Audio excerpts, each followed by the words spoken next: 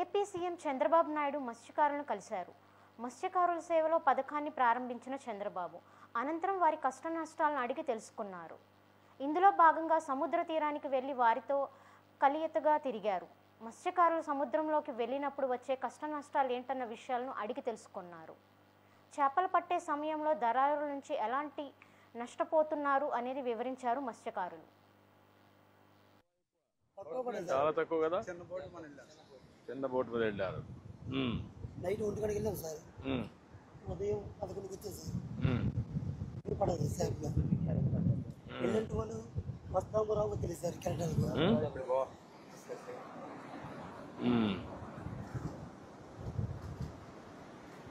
బతుకుందా ఇది?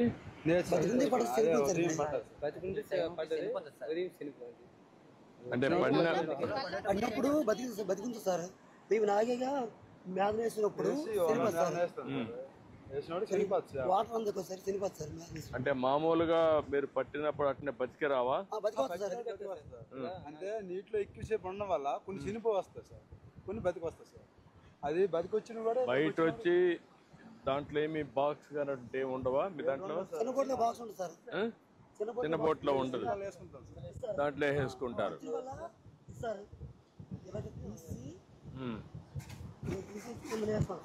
అంటే నువ్వు దీనికి వలల్లో కూడా మీకు అంతా అందులో తాగుతారా? నాకు అర్థమైందమ్మా. ఇప్పుడు నువ్వు మధ్యలో లాగుతున్నావు ఏంటా? ఈ వల బాలే కదా, ఈ వల బాలే కదా.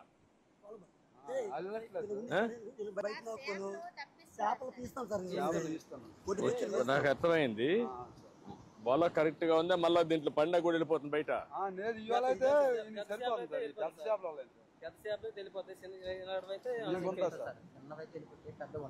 చిన్నవి వెళ్ళిపోతాయి కదా,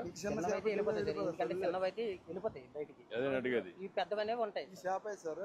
దీనికి వల ఉంది సార్, దీనికి వల ఏ సీజన్ పెట్టి అవ్వాలి వేస్తాం సార్. ఇప్పుడు ఈ సీజన్ సార్, ఈ సీజన్ ఇది ఉంటుంది సార్. ఈ లోపలంతా వేస్తాం. ఏం సీజన్ అప్పుడు ఆ వల ఆట ఆడుతుంది. అది జోగాబాల్ అనేది ఇంకో వాళ్ళ సార్. సార్ మనకి ఫిషింగ్ హార్బర్ ఉంటే కొన్ని బాధలో తగ్గుతుంది సార్. అది కొంచెం అధిక వేగంలో తయారవుతే మాకు కొంచెం ఇబ్బందులు అనేవి తగ్గుతాయి సార్.